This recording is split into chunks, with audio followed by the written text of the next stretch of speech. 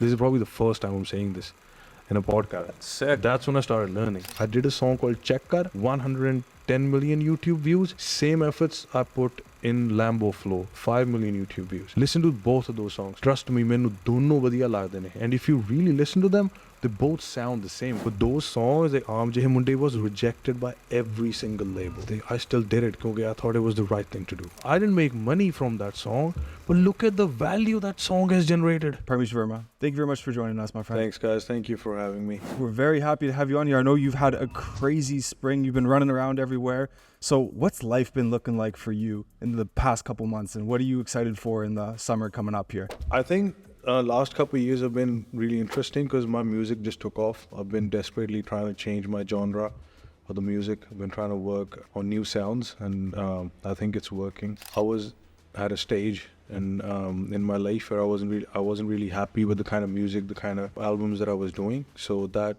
transition took a couple of years, but finally I think it's paying off. And yeah, I'm just enjoying touring mostly.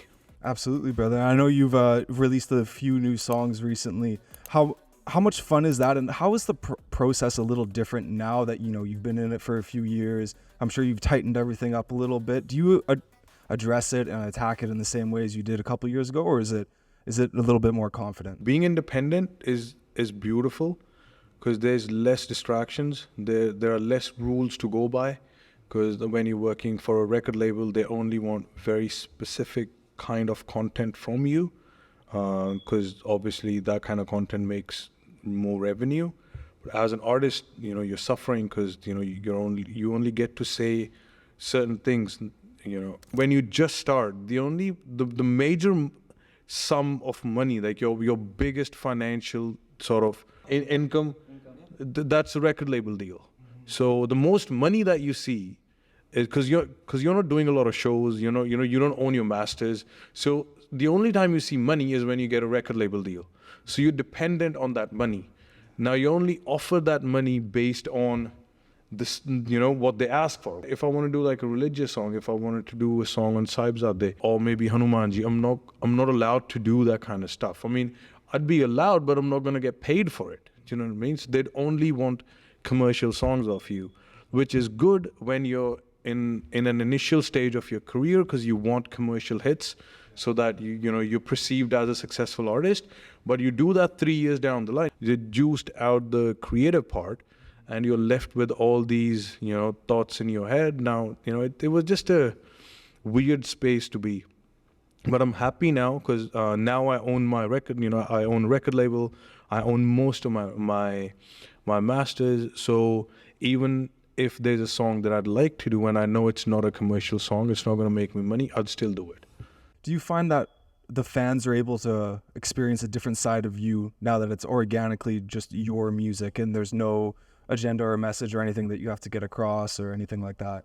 So it took them a while, because from serving your fans commercial music day in and day out, you start telling new stories. They kind of lose interest in you and they think, oh, he's not the same person anymore. It's very similar to how we did this podcast a few months ago. And I was so serious and everybody was like, oh, this is too serious. Because everybody's so used to looking at me, laughing and, doing certain songs. So, they thought, that wasn't really me, or they weren't used to me telling serious stories. They kind of went on that journey with me.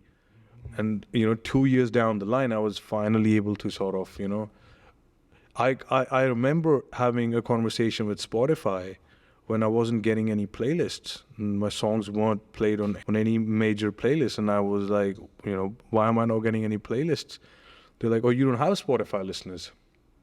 So I looked up my Spotify. I only had 300,000 people listening to me, and I was like, oh, I don't have an audience on audio streaming platforms.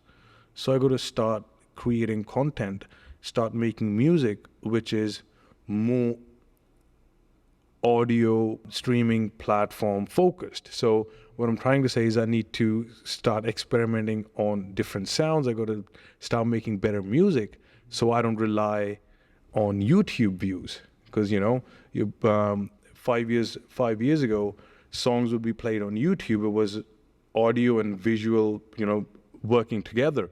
And now it's different. So now if you look at my Spotify, I think I want 7 million monthly listeners. At that stage, when I was successful, I was doing a lot of shows. It was literally like finding your first listener and like starting that journey all over again. It was kind of frustrating, but at the same time, I really enjoyed it because this time I was doing it all by myself and I had no guidelines. And I've done it before when I came to India from Australia, and it was literally doing the same process, but without any financial troubles. I was lucky that my fans gave me that opportunity, and they were patient enough, and then my songs did well only because of them. So, yeah. And I think that's the process of learning something new. I think, although slightly frustrating, I know you enjoy that, because I know from learning how to make music videos, learning how to direct music videos, you're not afraid to do things that you might not be an expert in. Yeah, 100%. Which is absolutely amazing, because you can continuously evolve. And then, as what's going on right now, your fans are getting a true side of who you are. It's something new. You're telling meaningful stories. And whenever we talk about how you want your music videos to be meaningful, you want your music to be meaningful, and you want to make sure that you're not just repeating a story that's been told 1,000 times. And yeah, I think that's great that you took those steps to realize, like, hey, I'm not where I'm at, or not where I want to be on Spotify. I need to make some adjustments and learn something new, right? And it's an ongoing process. Adversity brings out your true character. So, when you're in trouble, that's when you find out who you really are. And I think this is something anybody could learn from, that regardless of what stage of your career you're in, things could shake up and you could hit rock bottom. And then rock bottom doesn't necessarily means financially, or it could be financial, could be emotional, could be, let's say, all these influencers on TikTok and Instagram. You never know. Like in India, all of a sudden TikTok was shut down, and all these people who were making so much money, TikTok influencers, they had nowhere to go. Some of them evolved, started working in YouTube. Some of them transitioned into Instagram, but a lot of them lost their business. So you all should always be sort of aware of your surroundings. In today's day and age, especially in this digital sort of world, no career is certain. Like, you got to be on top of your game. Like, you got to know, where the trends are going, how is the digital platform, transitioning into. Yeah, because what I've noticed is people don't care what you did last week or even yesterday. Yeah. They care what you do for them today. Whether that's music, whether that's life. Like, that's something that's really stuck with me, that I've noticed. Like, you could have been the best thing yesterday, but if you don't follow up with something like today, people are gonna forget about you. Yeah, man. Because everybody's online now too, right? Once you're out, you're out. Exactly. Yeah, we learn about it every couple Even weeks. your relationships in life, same thing. You'll lose a lot of relationships because if you have true people around you who truly love you, they're not gonna say, "Oh, you didn't message me for 2 weeks or a month." They're gonna be like, you start where you left off, but then there's also gonna be hundreds of people who you meet, you don't message for 2 weeks. Oh, you don't care about me, this or that, and it's like, it's always about what you do today for 90% of the population. And then they'll always bring up too, if like, disagreements is, remember the time when I did this, and this for you? But it's like, well, did you do that because you could bring this up when we got in a fight, or did you do it because you wanted to do it for me because you cared about and you loved me? You know what I mean? So no, that's very true. But one thing I noticed, Parmish, your fans are very loyal. Yeah. I've noticed that. Yeah. One thing that stuck out to me when you were talking about during your record label deal, like, you had to kind of put out what they kind of wanted you to put out. How did you kind of form your identity then? Because you've obviously made a very loyal following because you showed them who you were, and they can see how authentic you are. How were you able to kind of get around that and like show them who you were? I think mostly it was through my Snapchat and Instagram stories and like my interviews back then. I think part of the reasons my fans are loyal is because they relate to my journey. A lot of times I've seen very successful people come up to me and they start sharing their struggle story with me. That, hey, Parmish, this is how I started. This is my first job. This is how I made money now. So more than the fact that they follow me, it's just that they share the journey with me. You're less likely to see my fan, arguing with someone in comment section, but you're more likely to see my fans working hard day in and day out. and I've always been honest with my story. Sometimes I feel I've been too honest. I've given out so much information where people could sort of just talk, I don't care. But the fact that honesty de naal, there were so many people who saw that, oh, this guy used to do the same thing as me, or he went through the same hardships as me. ਉਹਦੇ ਨਾਲ ਉਹ relate ਕਰ ਜਾਂਦੇ ਨੇ. ਤਾਂ ਮੈਨੂੰ ਲੱਗਦਾ ਕਿ back then when I was very restricted, and I'm not blaming the record labels for asking me to do those songs. It's just that I was in a business and I needed the money, If I didn't need the money, I could have just easily told them that, hey, I don't want to do this song. Nobody was shoving it down my throat. I was getting good money for those songs. So as an individual, I had financial needs. As an individual, I wanted to make sure that my house is paid off. As an individual, I wanted to, make sure my parents are living a decent life. So yeah, I did kind of sold my songs to record labels, but I was always able to maintain and have an honest conversation with my fans. But the tragedy that I feel in today's age is that as an artist, I can't have that dialogue on my Instagram, privacy issues, safety issues, security issues. So I only started suffering when my social media conversations stopped, my interactions through my Snapchat, my Instagram, that dialogue stopped. And the only dialogue I was able to have with my audience was through my music. And that music was dictated through the record labels. Do you know what I mean? That's when it hit me. I'm not having a conversation. I'm not doing any interviews. I don't post anything. It's literally day in and day out. Hey, this is my song. This is my song. This is my song. And because there was no story around it, people want to know the story, the process, your ideology. Only then they get engaged in your content. And that stopped happening. So then mentally, I was in a position where I was literally doing the same songs over and over and again. I was approaching the same subject, with a different sort of perspective. And I was getting mature. There is an age when, you're singing about being single, but then, you're married, you're not single anymore. Now you can't pretend to act single, So it was just that maturity bhi aa gayi sigi, content mature nahi si ho reha. So I was like, it, I'll just start doing it myself. Now you're doing what you want to do, the music, right? Yeah. So how do you think the YouTube music videos have changed since you started? I know you started producing them before, right? Yeah. And then you started making your own music, your own YouTube videos. How do you think it's changed to this day and age to when you started?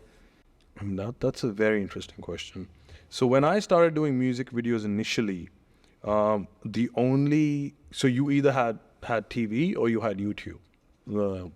TikTok wasn't there. Shorts nahi sige, reels nahi sige. People had more attention span.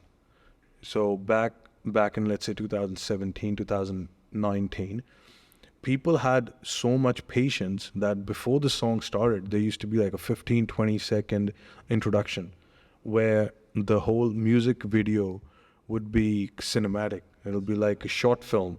There be an establishing shot. Let's say if it could be a sunrise or like a shot of a bird flying into the and kheta jo koi chidi ud rahi hai, like just to like set the mood, and then the song would start. You only needed one or two wow moments. Like towards the end of the video, like you'd say, oh, this guy was actually cheating on the girl, or the girl actually, the girl killed the guy in the end. So like one little wow moment where you're watching a video patient and you go, oh wow, this happened. Like people had the patience for that one moment. But now we have, like my song came out in True Flex, similarly with Kitty. Like you start the song with boom, boom, boom. Like you want to engage the audience right away. So patience nahi hegi lokan. So that's why you'd see there's less storytelling, there's less narrative. Koi matlab kahani nahi hundi hegi. There's it's just all hip hop, heavy editing, VFX, camera moments, flashy based shit. moment. Yeah. And it's okay. That's just how the business is sort of that's what the business has transitioned into. But point being, ਹੁਣ ਕਿਉਂਕਿ attention span is so less, if you don't like the song in first 15 seconds, you're just gonna go. So it's true in like all media, right, Connor? We were talking about that too. Even when we were filming, actually the one we posted today, you're like attention grab. He's like punch it, punch it, punch it, and I was like, okay. And then we redid it a couple times. Absolutely, yeah. Just like the patience. You used to do a big build up, Yeah. and then you have your moments. Now it's like you need the moment, you need everything in the first 5 seconds, or it doesn't. For commercial song, it's fine. Commercial songs are meant, are okay. It's just that some songs, you kind of do need that sort of, you need a clear palette for some songs. For like a sad or a romantic song, you need that clear palette. You need to have that pause, and so that the song could come to you. You know what I mean? Like, oh, sare gaane tak jaan liye, you need those 5 seconds. But you'd see it's either a viral, sad or romantic song that you'd listen to, or you won't listen to it at all.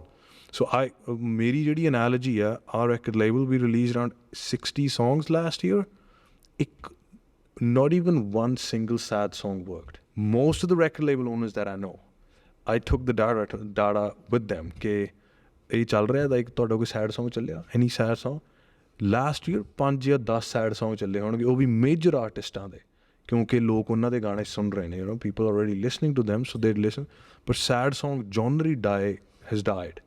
ਕਿਉਂਕਿ sad song ਦੇ ਲਈ you need to be in a mood, you need to have patience, but people is always scrolling, jumping from one app to another. You don't have that 1 second to connect with your emotion and like give the song an opportunity. So And you need to tell a bigger story with sad songs Yeah, too. yeah. That's why they work a lot better in movies. So you have that story that's built up to that point, and then you can have that song be a success after that, right? That's a good point, because then after that you see it in the movie, you're like, what was that song? Remember that song and that scene? And then you go back and listen to it. Even when we sit down and we're all just chilling out and we're watching music videos, we're the types who we put the music video on, watch the whole thing. But you have the younger generation, it's like, okay, 40 seconds, what song should we put on next? What song should we they've put on started next? listening to these mashups where they don't even listen to the original audio. Yeah. Like they just play a It's like mashup. 30 seconds here, 30 seconds here, 30 seconds here. It's not even 30 seconds sometimes. It's like 10 seconds here. You're like, man, I just got into the song. Boiler Room, shuru hoya, like Boiler Room D&B mix. Then my song blew in like one of these Boiler Room in London. The मेरा गाना था साला, मेरा music है नहीं पे, the people are just going off. And then the DJ, he was the DJ Tanishq, like he's a really talented guy. He's like, I was like, hey, why don't you do like an official Remix, right? remix for it? He only did like 1.5 minutes and put 3 songs together. I think that's it. That's the attention span in a club. You're not gonna play the full song. It's like just the verse, hook, boom, next. So I was like, yaar, jehda end de vich hai, oh, it's not sounding that good. He goes, oh, it's there so that the DJ could play something else on top of it. So the song's only going to play for a minute, and then the last 30 seconds is literally kept there so that the DJ could slap another song on it. So even in the clubs, like you're literally jumping from one song to another in like 30, 40 seconds. Do you translate that over to your performances too? Yeah. So we call it cutting the fat. So there's no build up. So you leave at one, like right on the point. Like right, the moment you finish one song, you jump onto the other one, because the audience doesn't want to go from dancing to pause to dance again. Yeah. So my shows, because I don't perform live, I'm like a DJ. Singing my songs, you know what I mean? So I have to fix a certain tempo, and we go from same tempo, 5 songs, then we take a break, then we sort of have a conversation with the audience, then we move into another genre. What's the biggest like difference you think you made it, or you like noticed from when you started performing until now? Is there like a big gap, or like something that was working before doesn't work now? So there was no effort in my shows in the first 5 years. I didn't have to put in any effort. The audience would shout louder than the music. Yeah, because my fan base is so beautiful. Like I literally, the only reason my shows are working, the only reason I'm successful, it's because of my fans. Because I have such a loyal fan base. And it's weird how I've never lied about the fact that I don't know how to sing. I've never lied. मैं आपदे गाने च आप ही किया सीगा that I use autotune. Like most of the people, I was the one who introduced autotune. Okay, hey, there's something called autotune, you could use it, right? I was brutally honest. The first year of my shows, I only had one released song, and my shows would be 30 minutes, 40 minutes. I'd literally play the same song 5 times, and like people would be fine with it. That's So yeah, but I think it's only when the scale of my shows got bigger, because like when you're in a small club, there are only 200 people, you could engage with most of them. But when you're in a concert and you have 5,000 people, 10,000 people, I can't do that. And when I started performing as headliner, like I was coming in the end, and there were other people performing before me, and I would rock up to the stage, I felt that they came for me. Like I owe them a performance. That's when I took up like music. I started learning music. I started to learn how to sing. This is probably the first time I'm saying this in a podcast. sick. That's when I started learning. And I didn't start learning to be able to sing live. I started learning how to sing so that I don't need to use so much autotune in my songs. Some of the songs I make sure there's no autotune on it. But it's only because now when I perform, like there's a structure to my performance. There are certain songs that we perform. In fact, some of the gigs we send the playlist to the promoters before that, hey, this is what the sequence is going to be like. Could you make sure you send us your lighting people, your FX people? So there's like a proper set that at which song, which moment the confettis are going to go. So there's a lot of effort that goes into my shows now. That transition where I took up my job seriously, and it's also because I realized that this is a business now. This isn't that I got viral, then I did X amount of shows, and then one day this is going to die off. When this didn't die off, but the prices went up, the production value went up, the shows went up, that's when I realized this is serious. If somebody's investing X amount of money and 10,000 people are going to rock up, it's all on me. I can't rock up and be looking back and go, hey, which song do we play? So it's my job, my responsibility. My DJ now is actually my music producer. So sada sound engineer and all. So like this is like So serious everything shit. changed completely, right? Yeah, they sala mainu aunda kuch bhi nahi si. Do you know what I mean? Like because I wasn't trained. So I wouldn't tell those people that, hey, I don't know. So I'd go learn. Then I'd come and like, oh yeah, so let's do that. But I enjoy it now. Because now when I sikh gaya, ਹੁਣ ਮੈਨੂੰ ਚੀਜ਼ਾਂ ਆਉਂਦੀਆਂ ਨੇ. Like now I could, dub a song all by myself. Like I don't need anyone to sort of, ਮੇਰੀ recording ਦੇ ਲਈ. Yeah, I don't need 17 takes for the song anymore. I dub my songs in like 5, 10, 15 minutes. Like hopefully by the end of next year, I'll be performing a few live songs as well. So that transition is beautiful. ਕਿਉਂਕਿ I never thought I had it in me. ਤੇ ਮੈਂ ਹਮੇਸ਼ਾ ਇਹ ਗੱਲ ਕਹਿਣਾ ਕਿ hard work beats talent ਤੇ ਸਾਰਾ ਸਿੱਖ ਗਿਆ ਠੀਕ ਹੈ No, I remember one time when we spoke last, you were always talking about evolving, like onto the next thing and onto the next thing. Aside from even going musician to actor, but going from musician to even better musician. So, I mean, now that you can, so now as I understand it, you're gonna be singing at your own shows now. Yeah. Did you already start? Yeah, some of the songs we do. So like Aam Jahe Munde, like we have very little like music at the back. Like Aam Jahe Munde is mostly live. Yeah. How long did it take you from like when you started taking singing lessons and all that to now performing? So what I started doing was I don't try and sing out of my limitations. So because now I choose my own songs, I only do songs that are, which I could sing naturally. The songs or the lyrics that I feel comfortable with. ਕਿਉਂਕਿ ਪਹਿਲਾਂ ਤਾਂ ਤੁਸੀਂ ਉਹ ਗਾਣਾ ਵੀ ਉਹੋ ਜਿਹਾ ਗਾ ਰਹੇ ਹੋ ਨਾ, like it's a very precise attempt to make a commercial song. ਤੇ ਉਹ ਜਿੰਨਾ ਤੁਸੀਂ ਤੇ ਹੋ ਸਕਦਾ ਉਹ attempt comes naturally to you. Let's say Torn Al Chada was a very simple but then some of the songs you're trying to sing when you don't know how to sing. So the auto-tune is going to be very obvious on it. So now the songs that I do, let's say Rubicon Drill, Check Car, like they're within my vocal capacity. मैं इन्ना करदा नहीं है. हाँ, I do learn only because I want to be able to perform that song well within my vocal range. Because you're pretty much a rapper. Yeah. So you don't need to be someone who's going to be vocally gifted to the point where you're going to be doing hit gun for like 30 seconds in a song, Yeah. right? And मैं लगता है कि when I discovered hip hop, when I discovered rap, that's when, because that whole transition happened through Rubicon Drill, Check Car, and like all these songs. They were all rap songs. I wasn't singing in those songs. And it just all worked out well. Because musically, the transition was happening towards hip hop sounds anyways. Like musically, people are shifting towards international sounds.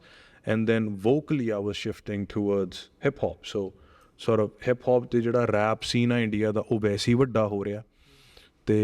That's where I felt more comfortable as well, because rap is basically, it's poetry, it's storytelling. जो मेरी individual journey रही है, जो मेरी individual conversation है लोਕਾਂ ਨਾਲ, it's about my journey, it's about my struggles. So it comes naturally to me. So who do you take the most inspiration from right now with your music? As an artist, Yeah. G-Eazy is somebody who has like huge influence on me. Because the side of G-Eazy that I really like is he's independent. Most of his music he owns rights to. Like if you go on G-Eazy's YouTube, there are songs that has crossed over 1 billion views. Then there are songs that have only done 70,000, like in recent times. So, but he just keeps releasing his music. He doesn't care. So, utho mainu confidence milaya si. Because what I've noticed in today's age, and I say this to a lot of young artists, everybody wants to become the next big thing. Or they want the first song to blow out. ਤੇ ਉਹ failure ਤੋਂ ਇੰਨਾ ਡਰਦੇ ਨੇ ਕਿ ਤੂੰ ਗਾਣੇ ਹੀ ਨਹੀਂ ਰਿਲੀਜ਼ ਕਰਦੇ. ਤੇ ਉਹ ਜਿਹੜਾ ਡਰ ਹੈ ਕਿ ਯਾਰ ਜੇ ਸਾਲਾ ਚੱਲਿਆ ਨਾ, ਉਹ ਡਰ ਉਹਨਾਂ ਨੂੰ ਰੋਕ ਲੈਂਦਾ ਐਫਰਟ ਕਰਨ ਤੋਂ, ਲਾਈਕ ਹੈ ਨਾ, ਉਹ ਕਰ ਹੀ ਨਹੀਂ ਪਾਉਂਦੇ.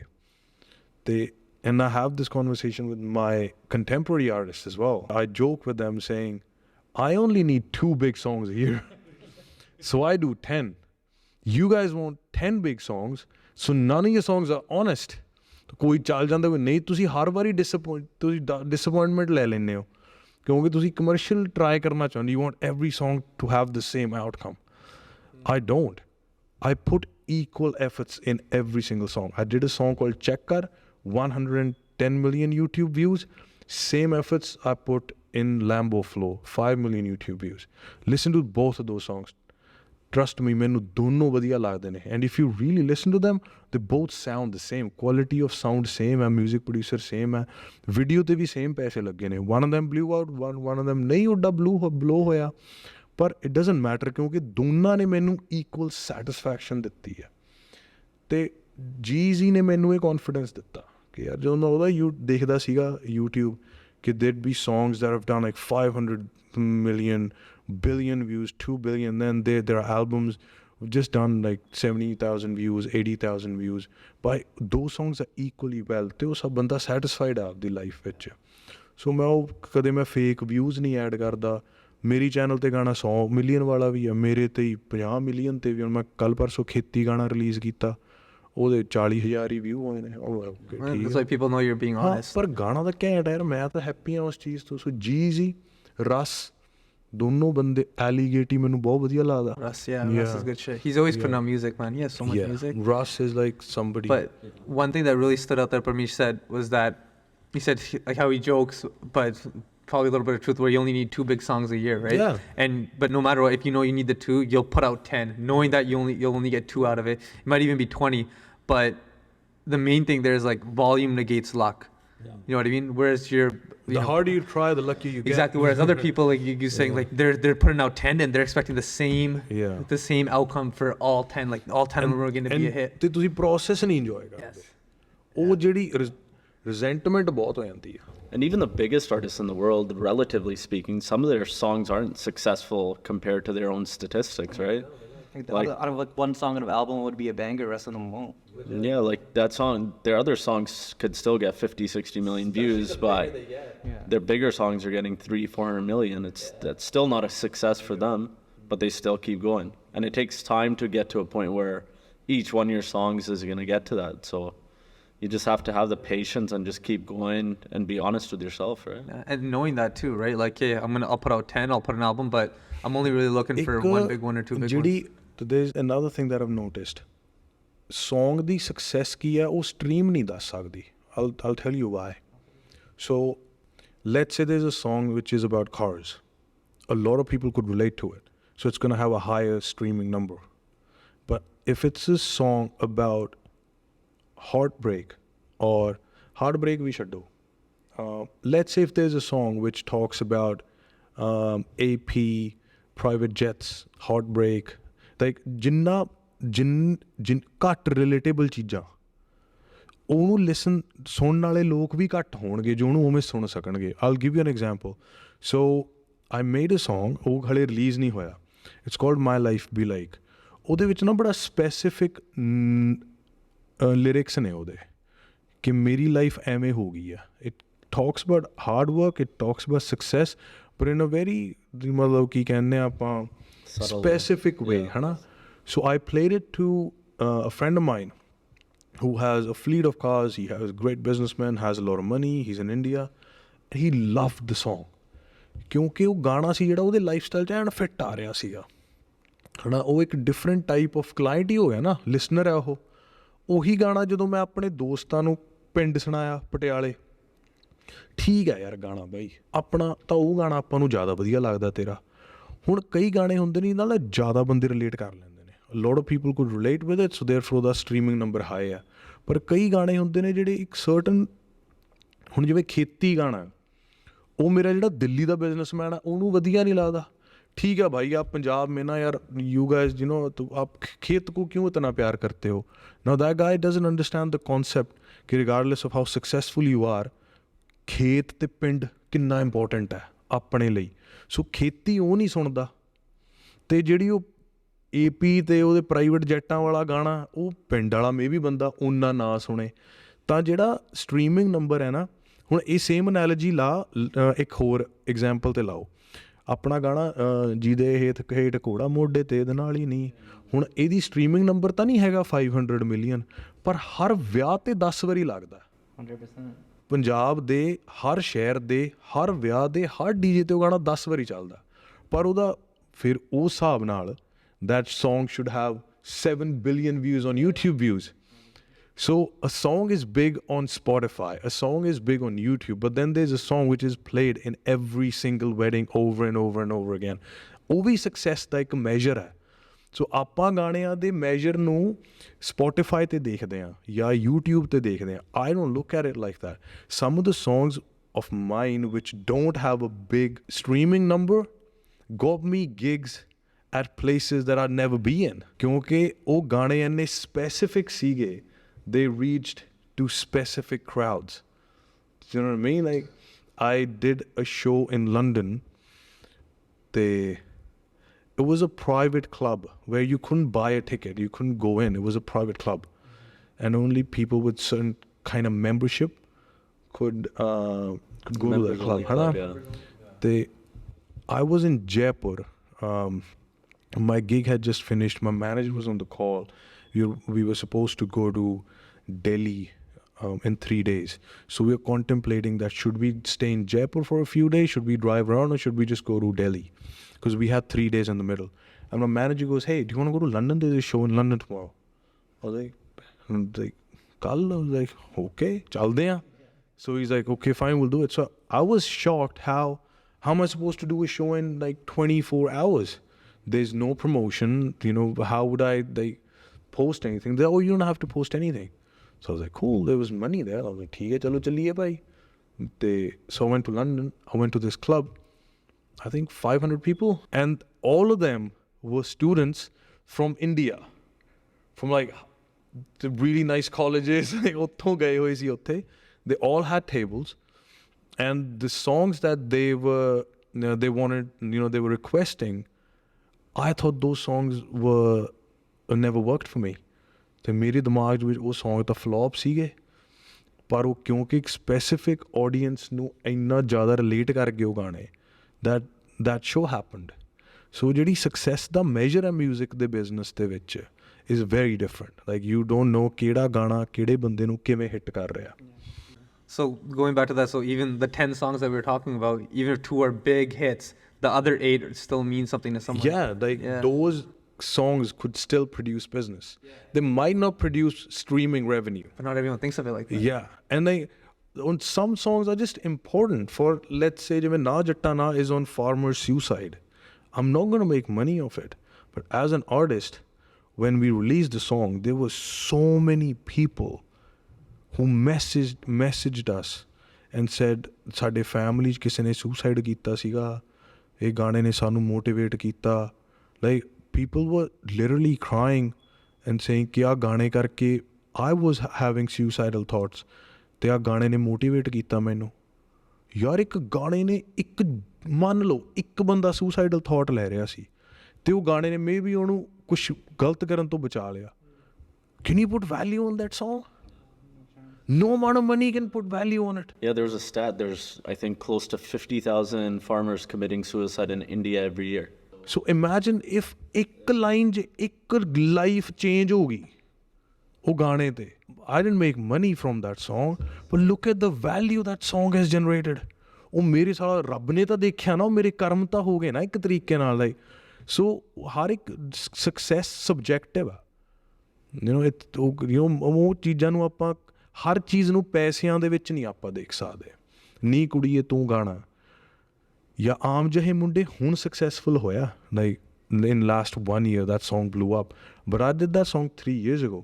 ਤੇ ਕਿੰਨੇ ਲੋਕ ਨੇ ਜਿਹੜੇ ਸਟੂਡੈਂਟਸ ਨੇ ਆਮ ਜਿਹੇ ਮੁੰਡੇ ਦੇ, ਅੱਜ ਵੀ ਮੈਨੂੰ ਮੁੰਡੇ ਮੈਸੇਜ ਕਰ ਦਿੰਦੇ ਨੇ, ਤੇ ਜੌਬ ਤੋਂ ਆ ਰਹੇ, I get so many messages when at like late night when people are probably coming back from work, they're listening to Aam Jeh Munde or Ohi Munde, and I'd get like this big emotional message that, hey bro, I'm doing this, just coming back from work, I was feeling really low, I listened to your music. Like, I get so many of those messages.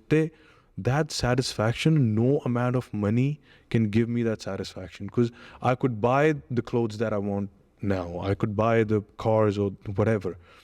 But as an artist, what makes me happy is when I get those messages when people are really going through hard times and their go-to person is Parmish Verma.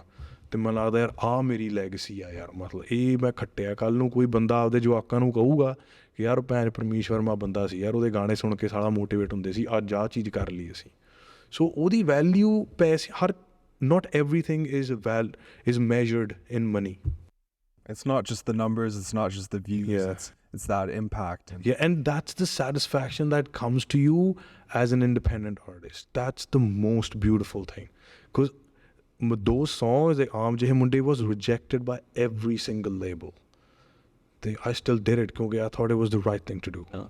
We loved it when it came out. We were I playing still it like listen to it like in the morning हाँ sometimes. तू मैंने बहुत message When किया, I'm like down and like just fuck, I don't want to do this. I blast this song probably like 5 times a week in the mornings and I send it to him. You can't put a value on that. I think that's even one of the reasons why we started this podcast too, right, guys? Yeah. Like we never expected. Like so far so good. Of course, we want to keep going and take it to another level. But even the message you got, Arvind, remember on Instagram, and even talking about some of our guests, like people are approaching them. We saw you on the podcast. Like that makes us feel really good. A couple of guests we have on one of our friends, George, we saw him, so we could talk about last episode too. He's like, everybody's talking about the podcast because I guess he never shared his story, and the people that does business with, well, this is how you actually are, And I think that's the good thing about podcast. You're able to sort of see the person 360. Because when you're in an interview, your questions are very specific. And like you're either there to promote something, you're always wearing flashy clothes, and you're always trying to pretend something that you're not. Yeah, because you're trying to make sure the media doesn't manipulate what you say, right? Whereas here it's just open talk, and it's like, you know what, it's 5 of the boys sitting here, no one's gonna say shit. The worst thing, we'll probably say something dumb that we'll have to cut out after. Even sometimes we just leave it on too. Yeah. So sometimes, Probably like 50% of what I say, right? That's why there's no shorts of me yet. No, but that's the beauty of it. You know what I mean? Like, when I remember Arvin even shared the message, some young kid messaged him and saying, asked him questions about. Yeah, he's like, my family's not supporting that I go into business right away, this and that. Like, seeing your story, it resonated with me. How do you think this is something I could do? I was like, whatever you do, put your everything into it. I was like, you can't just do something half-assed because someone doesn't want you to. I was like, go out, do it. And anything's possible at the end of the day. Even at the shop, for example, we had one customers that were coming all the time. Their wife was on antidepressants, depressed, couldn't sleep. Doctor just threw it on her. She felt a certain way. Here's some antidepressants. That's what we found out. Came in. That's what some doctors do. But anyways, Then me and Karan mostly knows all this stuff more than I do, but we talked to her, got him off some things. 2 weeks later, she came in and thanked us. She's like, I'm sleeping, I'm not sad anymore. she's not sad. She's crying and started, stuff. Yeah, actually tears, crying in front of us, thanking us. Thank you so much. You got me off my. A lot of people don't understand ਕਿ they especially ਅੱਜ ਦੀ ਤਰੀਕ ਵਿੱਚ ਜਿੱਥੇ ਸਾਡੀ mental health ਇੰਨਾ ਮਤਲਬ ਉਹ ਹੋਇਆ ਹੋਇਆ like exercising, having a clean diet, having the right supplements, it's so important with everything because our lifestyle ਇੰਨਾ mess up ਹੋ ਚੁੱਕਿਆ ਆਪਣਾ and we expect doctors to give us the right medication. It's gonna we expect. I think since people have kind of realized maybe going to a doctor isn't always the best solution to get your health in check. Yeah. When I had concussions and migraines and I couldn't sleep after my accident, doctors put me on antidepressants. I took them for like 3 months, and I literally had no mood. They literally give it like candy. I got I prescribed literally it. got depressed from the antidepressants. Yeah. And then say, no, I fucked And they're this. so I'm- addictive too. They are addictive. Yeah. You just take them and you're just numb. Yeah. Because once you come off of them, it's going to be a pain. Yeah, and then after It's it's like, not fuck easy. this, I can't do this shit Yeah. anymore. But even like at the shop, that one guy came in and he was set, like, I want to buy this. And I was like, this is a superior product.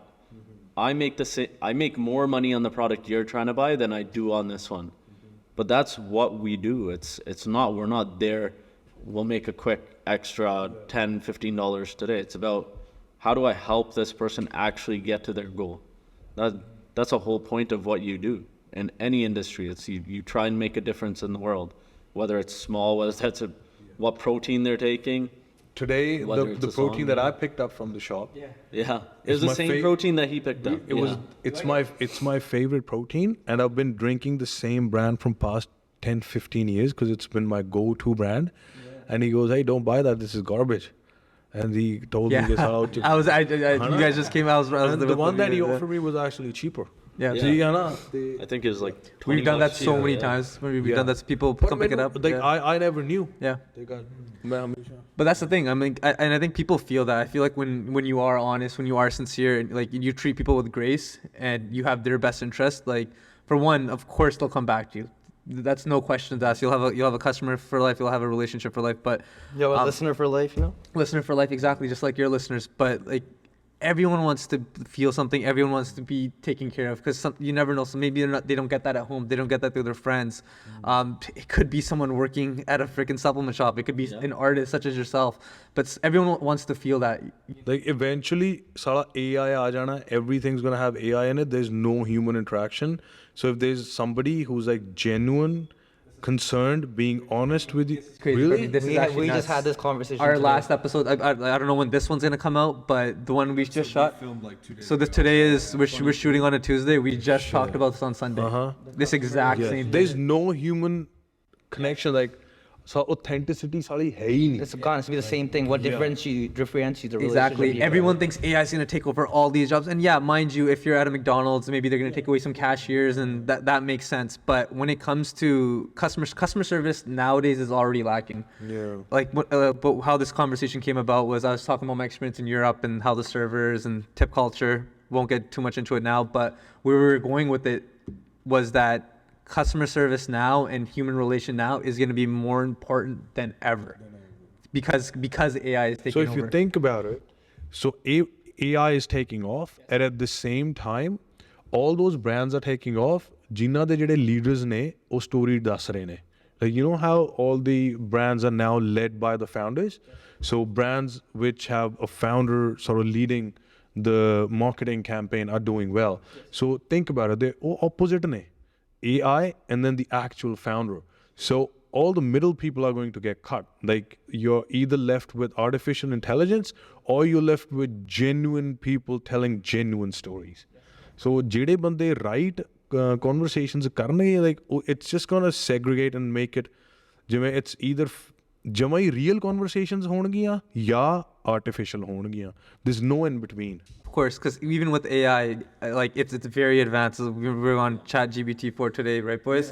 And it's scary good, but Karn was on ChatGPT trying to find ways to flirt with Connor. it came up as Riz and GBT, and I was like, "What's this?" I was like, "Oh, Riz is like what they're using these days for flirting." And Connor's sitting, I was like, "Connor, I'm gonna Riz you up, bro." And I just started typing in things, and like the AI was flirting with Connor, and I was like, "Okay, we gotta Send me the link. The founder has to be there, right? Especially when he opens up in private, like not a franchise like that. You got the founder. Like what we are trying to do now is show everybody who we are. Don't. You hold yourself back. I stay behind the camera. I am the director. Hey, this guy said the most messed up thing to that kid. What kid? Rocco. They're like, oh, you're always dealing with cash. ਜਿਵੇਂ ਹੁਣ Canada ਦੇ ਵਿੱਚ I get so many messages from students saying how ਕਿ ਹੁਣ jobs ਨਹੀਂ ਮਿਲ ਰਹੀਆਂ ਹੈਗੀਆਂ. I think we are not too far away where people will be overqualified for basic jobs, and these things are going to become like a necessity. You have to be good at certain sort of, let's say, communication skills or marketing. How every single business now needs a social media manager. Har ek business needs to have reels on it. ਤਾਂ ਹੁਣ ਹੌਲੀ ਹੌਲੀ ਤੁਹਾਨੂੰ, so this guy that a very dear friend of mine, his name is Sunny, he owns luxury car business in India. It's called AutoBest.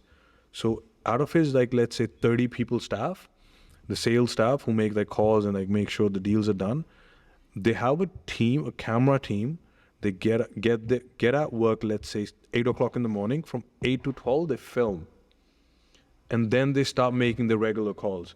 So it's in their roster to film, make reels. Oh, job ban gayi ਉਹਨਾਂ ਦੀ.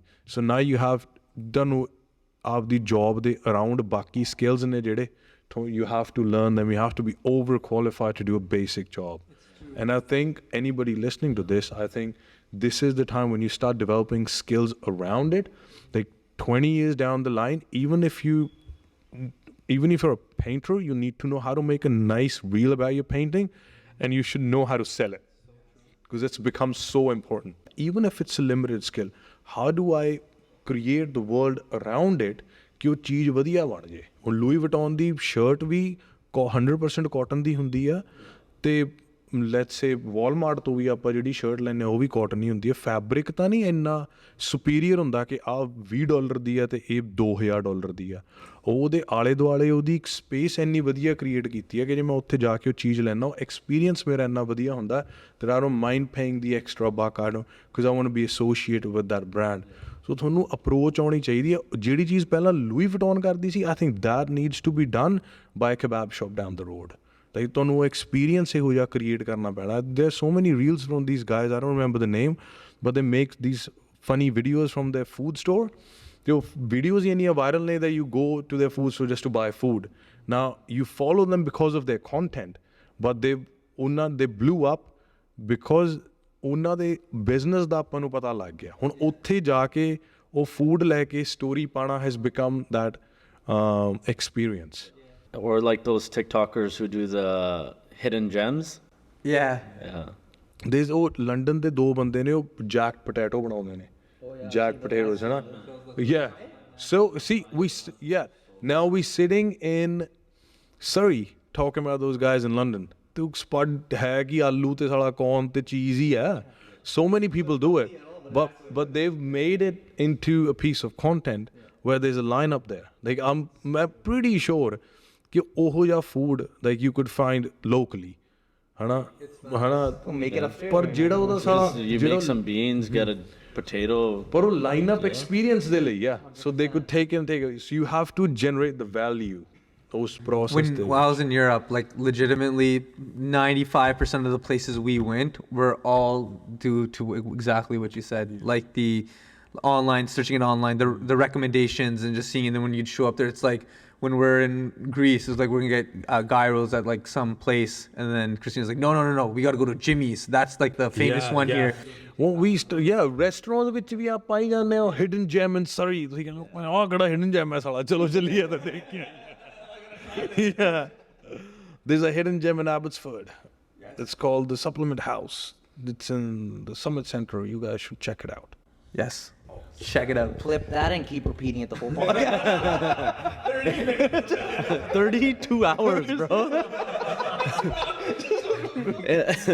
Podcast guest Parmish Verma. Talking about health and fitness. I like how you took the mic. Health fitness leo. So bring it over here. Not parota this morning. No, but your fitness journey, you started in Australia, right? Yeah. Well, before that, was there like a passion for it, or was it just like a job, like I was just or always wanted to work bro. out? I was fat. You're fat? Yeah, I was so fat. Really? Actually? Yeah, like I used to get bullied all the time. And then I remember, so when I was a student, obviously I wasn't getting the best nutrition, best food. But when I applied for my permanent residency, there was no stress in my life left. Okay, PR ho jana yaar. There was such a big sort of stress off my head that I was making good money. I used to work in a bar, so I started drinking. I put on a lot of weight. And I remember going to a G-Star store to buy a new pair of jeans. And the only pants that would fit me was a 30. 36 was tight on me. Holy shit! So you were big. Yeah. 36 fits me, so you were big. So and it was $350 jean. It was like expensive jean. And I was smart. I was like, if I buy a $360 jean, I'm probably going to wear it. So there's no way I'm going to lose weight. So that I could either take this $360 and pay 1 year's worth of gym membership and lose some weight. That was like, mere liye jadda ek shock siga ki I couldn't fit in size 36 and I had put on a lot of weight. That's when I joined the gym. So I had an active lifestyle before that, but being a student, I was working 12, 14-hour shifts every day. I didn't have time to go to the gym, te hana wo ji life karni. But ਜਦੋਂ ਮੇਰੀ PR ਪੈ ਗਈ, I had some extra time. That's when I started training. Eventually, I lost my job at the pub that I used to work in. But let's say in those 6-8 months, I lost a lot of weight. I was in good shape. Because I'd get up in the morning, train for 2 hours, then go to my pub. And obviously, फिर diet भी मैं control करने लग गया. 6 months later, maybe more than 6 months, 8 months later, when I lost my job at the pub, so I had saved money. I had a decent lifestyle. I didn't have a job. And I was working at that pub for 5 years straight. So I didn't know what to do. कोई career option ਤਾਂ ਹੈ ਨਹੀਂ ਸੀ. I always thought ਤਾਂ ਮੇਰੇ ਲਈ ਸਾਰਾ ਇੱਕ ਹੋਰ realization ਜੀ ਵੀ ਸੀ ਕਿ ਮੈਂ ਹੁਣ ਕੀ ਕਰਾਂ ਆਪਣੀ ਲਾਈਫ ਵਿੱਚ. ਤੇ I was in the gym drinking और ਪਾਣੀ ਨਹੀਂ ਪੀਂਦੇ ਹੁੰਦੇ ਸਾਲੇ ਉੱਤੋਂ ਜਿਹੜਾ ਹਨਾ ਫਾਊਂਟੇਨ ਤੋਂ ਉਹ ਫਾਊਂਟੇਨ ਤੇ ਲਿਖਿਆ ਹੋਇਆ ਸੀ do you love the gym then why not work in the gym ਕੁਛ ਆਏ ਕਰਕੇ. ਤੇ I went to the manager who was in the gym. His name was Abhishek Sharma. This guy grew up in Australia, like pretty much Aussie but Indian descent. ਤੇ ਮੈਨੂੰ ਲੱਗਿਆ ਉਹ brown ਆ ਬੰਦਾ that I could, ਮੈਨੂੰ ਥੋੜਾ safe ਜਿਹਾ ਲੱਗਿਆ ਗੱਲ ਕਰਨੀ. Confidence ਵੀ ਨਹੀਂ ਹੁੰਦਾ ਉਹਨਾਂ ਬੰਦੇ 'ਚ ਉਦੋਂ. So I went up to him and I was like, hey bro, I'd like to work in the gym. I don't have a job. He goes, where have you worked before? I used to be a bartender. He goes like, from working as a bartender, how could you work? Gym ਵਿੱਚ ਕਿੱਦਾਂ ਕੰਮ ਕਰੇਗਾ? Like, so when I joined, I was 93 and now I'm 70. Like I lost 25 kilos. He goes, really? So he pulled out my form, gym da, jithe mera weight wood likhya si. Oh, he's like, yeah, man, like you should. So he taught me how to work. And I was very bad in sales because I couldn't follow the sales pattern. Okay, hey, you gotta, I believe you showed some interest in fitness first. I'd like to show you around. I couldn't close any sales. And then I wanted to quit the job. So that's when he goes, hey, don't sell them memberships. Tell them what you did. And you tell them your story. That's how I'm always honest with my story. Because I don't bullshit. So I'd always tell people, hey, I joined the gym. This is what I did. So these are the membership options. So I started working in the gym. And then gym would just, since then, I think since 2009 up until now, like I've always trained. maybe the times when I was sick, or maybe I was in an injury, maybe those couple of months I might have not trained. Sometimes just eating too much. But I still trained. But still trained. Still trained. He But ate a lot for his movie. That was Yeah. He looked like me at that one point. I was like, bro, what? Yeah. Never doing that again. If you guys stuck around to the end, we just want to say thank you very much, and we hope you enjoyed this part 1 of our podcast with Parmish Verma. There is more parts coming, there's more clips, and you want to know the best way that you can make sure that you don't miss out on viewing those clips? It's to hit that subscribe button. Hit that subscribe button, guys. And if you enjoyed this episode and you think someone else might like it, please share it and get them to hit that subscribe button. Guys, this means the absolute world to us. Thank you for your support, and we can't wait to keep putting out amazing content for you guys to view. Have a great rest of the day.